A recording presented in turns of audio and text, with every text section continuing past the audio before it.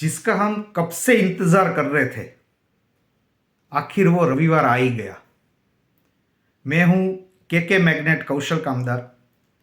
आज यानी 17 मार्च रविवार को आप क्या करने वाले हो?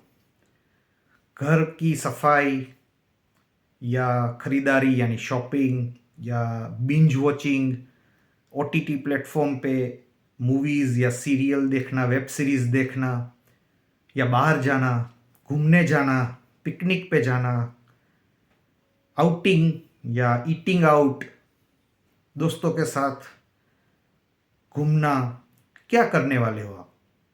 कमेंट में ज़रूर बताइए। मैं खुद आज दो चीज़ करूँगा।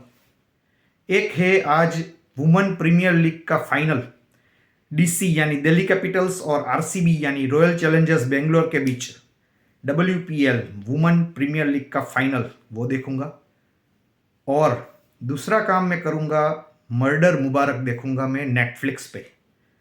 मर्डर मुबारक में है, बहुत नाम सुना है वो मूवी का, पंकज त्रिपाठी, सारा अली खान और विजय वर्मा, करिश्मा कपूर, संजय कपूर।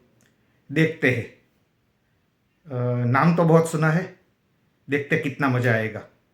और देखने के बाद मैं अपने व्यूज़ शेयर करूंगा। अगर आपने देखी है ये मूवी तो आप अपने व्यूज़ कमेंट में ज़रूर बताइएगा। ये वीडियो को ज़्यादा से ज़्यादा शेयर करिएगा।